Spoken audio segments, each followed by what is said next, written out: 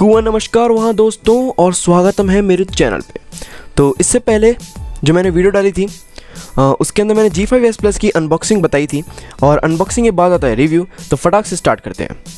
तो मैंने इस फ़ोन को हर डिपार्टमेंट टेस्ट किया और इस वीडियो में वो सब है जो मैं आपको बताऊंगा, जैसे कि एंटूडू बेंचमार्क स्कोर, प्रोसेसर वगैरह, रैम वगैरह सब कुछ। लेकिन जो कैमरा है इसका, उसमें बहुत सारे फीचर्स हैं और उसके लिए अलग से वीडियो बनेगी जो कि मैं 1-2 दिन में अपलोड करूँगा। तो अगर आपको ये वाला डिवाइस परचेज़ करना है और आपको पता करना है कि इस डिवाइस में क्या क्या है और ये MI A1 से अच्छा है कि नहीं, तो इस वीडियो को पूरा देखना और लास्ट में बताऊँगा कि कौन सा अच्छा है, MI A1 या फिर ये वाला डिवाइस। तो सबसे पहले अपन आते हैं डिज़ाइन पर। जैसे ही आप हाथ में लेते हो फ़ोन को तो पहली चीज़ आपके दिमाग में आती है वो ये है कि इसकी बिल्ड क्वालिटी बहुत ज़्यादा अच्छी है, ताकतवर है, प्रीमियम मेटेलिक डिज़ाइन के साथ फिनिशिंग दे रखी है फ़ोन को। और आप जैसे ही इसको हाथ में उठाओगे आपको ठंडा लगेगा, क्योंकि हर मेटेलिक चीज़ ठंडी हो जाती है, मतलब पड़ी रहती है। तो बट फिर भी इतना भारी नहीं है, हल्का ही है, टेंशन मत लेना। अच्छा, अगर हम बटन्स की बात करें तो कुछ खास बटन प्लेसमेंट नहीं है इसके अंदर, हर मोटो फ़ोन की तरह। पावर बटन और वॉल्यूम रॉकर्स एक साथ राइट में हैं और लेफ्ट में कोई बटन नहीं है, बस हाइब्रिड सिम कार्ड स्लॉट है। और हर वीडियो में मैं हाइब्रिड सिम कार्ड स्लॉट क्या है ये नहीं बताने वाला। यहाँ सिम यूज़ करने वालों को तो कोई प्रॉब्लम नहीं है, बट मैं बता दूँ कि SD कार्ड लगाते हुए मेरे पसीने छूट गए। SD कार्ड लगाते वक्त हल्का सा दबाना पड़ता है इसको, ताकि ये सॉकेट में फिट हो जाए और आराम से लग जाए। ये चीज़ सिम के साथ नहीं है। नीचे की तरफ अगर आए तो स्पीकर ग्रिल है और माइक्रो USB 2.0 पोर्ट है। टाइप C दे सकते थे लेकिन दिया नहीं, जैसे कि मैंने पहले बताया था अनबॉक्सिंग के टाइम पे।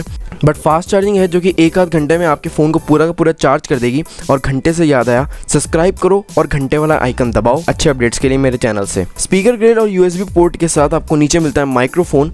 और ऊपर की तरफ अगर आएँ तो हेडफोन जैक है, टाइटैनिक वाला जैक नहीं है। अब अगर अपन फ़ोन के बूथे के बारे में बात करें तो फ़ोन के माथे पर आपको मिलता है एक स्पीकर के नीचे है मोटो का लोगो, आजू बाजू में 8 मेगापिक्सल कैमरा और फ्लैश और प्रॉक्सिमिटी सेंसर जो कि मैन्युफैक्चर होते हैं MIT यूनिवर्सिटी से। प्रॉक्सिमिटी MIT समझ सकते हो ना। पहले बता दूँ वो जोक था, कुछ लोग सीरियस ब्लैक हो जाते हैं। अच्छा, एक बात और है, ये जो चीज़ है ना, जो बहुत लोग बोल रहे हैं कि नोटिफिकेशन LED है जो कि रूट से चालू होगी, और कुछ लोग बोल रहे हैं कि नोटिफिकेशन LED नहीं है।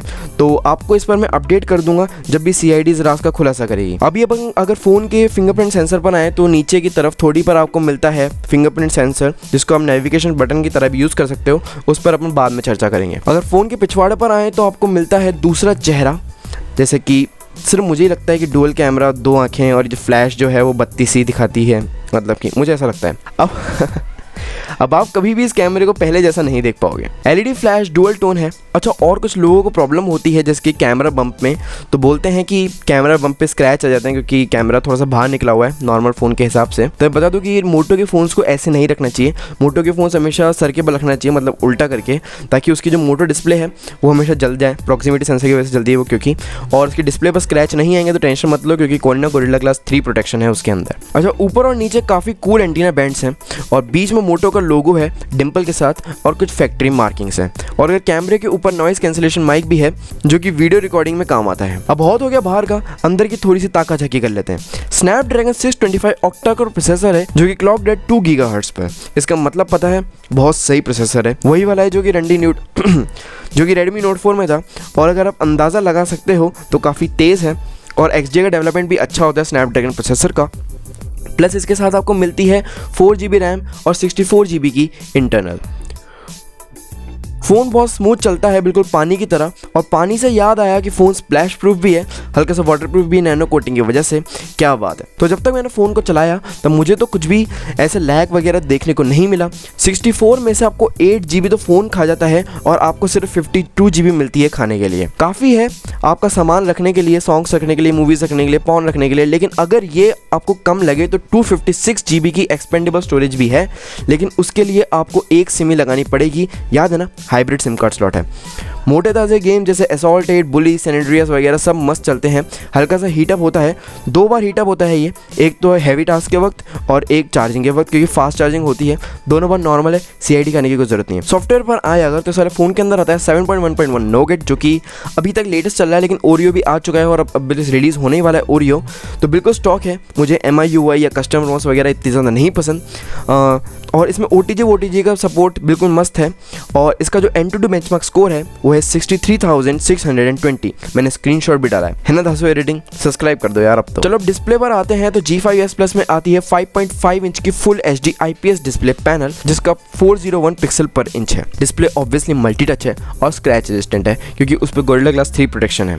लेकिन अगर आप मेरी तरह बहुत ज़्यादा केयरलेस यूज़र हैं तो टेम्पर्ड ग्लास लगा लो, क्योंकि गोरिल्ला ग्लास कोई ट्रांसपेरेंट स्टील का वर्जन नहीं होता, वो भी एक ग्लास ही होता है जो टूट जाता है, बस वो स्क्रैचेस से बचाता है। कलर्स जो हैं वो डिस्प्ले के वो बहुत ज़्यादा शानदार है और बहुत अच्छा लगता है जब भी आपके मूवी वगैरह देखते हो, गेम वगैरह खेलते हो। डिस्प्ले की व्यूइंग एंगल्स बहुत ज़्यादा लाजवाब है, गलत जवाब नहीं है। कैमरा पर आए अगर, तो जैसा कि मैंने बोला ये कैमरा का रिव्यू तो इस वाली वीडियो में इंक्लूड करूंगा तो 20-30 मिनट की बन जाएगी और बहुत सारे लोग तो पहले ही छोड़ के चल चुके हैं। अगर आपने यहाँ तक वीडियो देखी तो प्लीज़ कमेंट करके बता देना।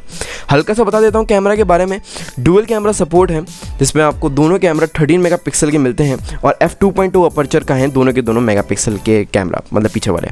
जिसके साथ आता है डुअल टोन LED फ्लैश।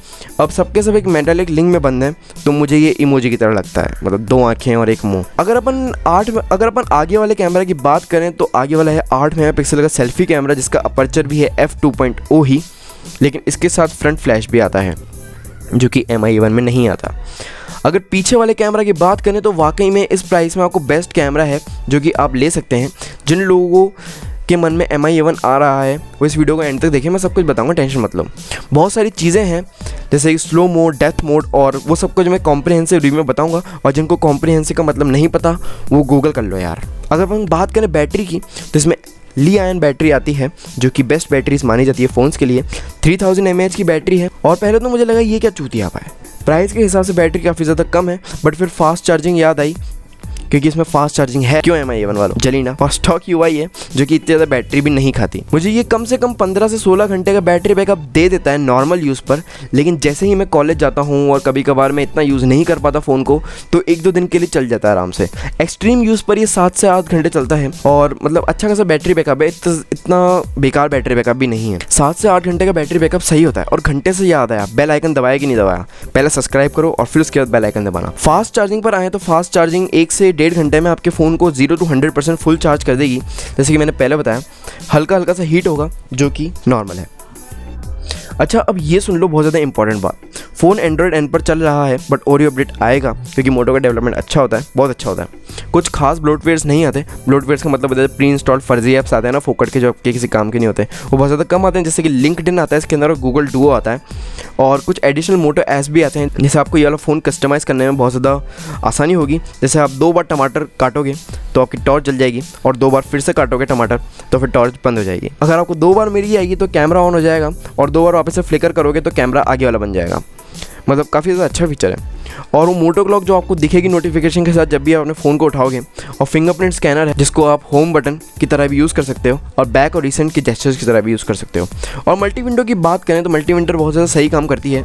बस रिसेंट ऐप खोल के आपको अपना ऐप सेलेक्ट करके वहाँ पर ड्रैग करना होता है, मल्टी विंडो खुल जाती है। और एक और फीचर इसके अंदर सिस्टम UI ट्यूनर, जो कि आपको अनलॉक करने के लिए आपको पहले नोटिफिकेशन नीचे करना पड़ेगा और फिर सेटिंग आइकन को थोड़ी देर के लिए दबाना पड़ेगा जिससे कि सिस्टम UI ट्यूनर अनलॉक हो जाएगा, जिससे कि आप अपने क्लॉक और बैटरी ऑप्शंस को थोड़ा सा कस्टमाइज़ कर सकते हो। दूध दही सब सही। फिंगरप्रिंट स्कैनर की अगर बात करें तो वो बहुत ज़्यादा रिस्पॉन्सिव और बहुत ज़्यादा सही काम करता है। आप इसको बटन की तरह यूज़ भी कर सकते हो। क्वालिटी, साउंड क्वालिटी जो है इसकी वो 1 नंबर है, लेकिन जो ईयरफोन्स हैं वो टट्टी हैं। तो मैंने कुछ ईयरफोन्स की लिंक दी है, उन्हें आप एक बार देख लो, अच्छा लगे तो ले भी लेना। बस अंत में मैं यही कहना चाहूँगा कि अगर आपका इतना ज़्यादा बजट है तो MI A1 लेने से अच्छा है कि आप ये वाला फ़ोन लो। इसमें गोरिल्ला ग्लास प्रोटेक्शन है और स्प्लैश प्रूफ है। नोटिफिकेशन LED नहीं है माना, लेकिन मोटो डिस्प्ले बहुत ज़्यादा अच्छी है। और MI A1 में भी कुछ खास नोटिफिकेशन LED नहीं है। वाइट कलर की नोटिफिकेशन LED कौन देता है यार। और अगर एंड्रॉयड 1 की वजह से आप MI A1 ले रहे हो तो इसमें भी स्टॉक एंड्रॉयड ही है, प्लस इसमें मोटो के एडिशनल फीचर्स भी हैं और इसके भी अपडेट्स आएंगे। इसका भी अच्छा खासा डेवलपमेंट होगा, तो आप इसकी टेंशन मत लो। उसमें टेलीफोटो लेंस आता है और इसमें मोनोक्रोम लेंस आता है डुअल कैमरे के अंदर। तो जूम का क्या अचार डालना है, मतलब कि सबकी प्रेफरेंसेस अलग अलग होती हैं और मेरे को जूम से कुछ इतना ज़्यादा इंटरेस्ट नहीं है। मैं अंधेरे में फ़ोटोग्राफी ज़्यादा, मतलब कि जो थोड़ी सी कम लाइट हो जाती है फिर भी फोटोग्राफी अच्छी हो तो ज़्यादा मज़ा आता है। मोटो G5s Plus में आर्टिफिशियल लाइटिंग के अंदर जो फोटोज़ की डिटेलिंग होती है वो बहुत ज़्यादा क्लैरिटी होती है, बहुत ज़्यादा अच्छी आती हैं MI A1 के मुकाबले। और फ्रंट में भी फ्लैश है, वीडियो रिकॉर्डिंग भी स्मूथ होती है क्योंकि इसमें EIS है, इमेज स्टेबलाइजेशन, और नैनो कोटिंग भी आती है तो वाटर रेजिस्टेंट भी है। और फास्ट चार्जिंग भी तो है, बस और क्या चाहिए यार, बहुत सारे फीचर्स हैं इसमें ऐसे जो MI E1 के अंदर नहीं है। तो ऑब्वियसली आप यही वाला फ़ोन उठाओ, मैं तो यही सजेस्ट करूँगा। मैं ज़्यादा कंफ्यूज नहीं करना चाहता, मैं बस सच बोल रहा हूँ। अगर लेना है तो मोटो ही लो, बाकी सबकी प्रेफरेंसेस अलग होती है, मैं किसी के ऊपर दबाव नहीं डालना चाहता। आपको जो लेना है लो, मैं इतना कुछ बोल नहीं रहा। मोटो की सेल्स आफ्टर सर्विस बहुत ज़्यादा अच्छी है और मैंने सबकी लिंक डिस्क्रिप्शन में दे रखी है, तो लाइक का बटन दबाओ अगर वीडियो पसंद आई हो तो, और अगर नहीं आई हो तो कमेंट करके बता दो कि क्या पसंद नहीं आया। सब्सक्राइब करो यार, मेरे सब्सक्राइबर नहीं बढ़ रहे और इतनी मेहनत कर रहा हूँ, ऐसा लग रहा है कि सारी मेहनत पानी में जा रही है। व्हाट इज दिस यार, आई डोंट लाइक दिस। मतलब सब्सक्राइब कर दो यार, करो, इतनी सारी वीडियो देखते हो फिर सब्सक्राइब नहीं करते यार, व्हाट इज दिस यार। बस सब्सक्राइब कर दो, और जो दोस्त MI A1 और मोटो G5s लेने में कंफ्यूज हो रहे हैं उनको ये वाली वीडियो शेयर कर दो और उनसे बोलो कि वो भी सब्सक्राइब करें और वो भी घंटे का बटन दबाएं। आखिर में ये सब फ्री ही होता है यार, सब्सक्राइब वगैरह करना सब फ्री ही होता है। लाइक करो इस वीडियो को। This is mister great signing off, जय हिंद। और हाँ, कैमरे का रिव्यू भी एक दो दिनों में आ जाएगा, तो टेंशन वाली कोई बात नहीं है।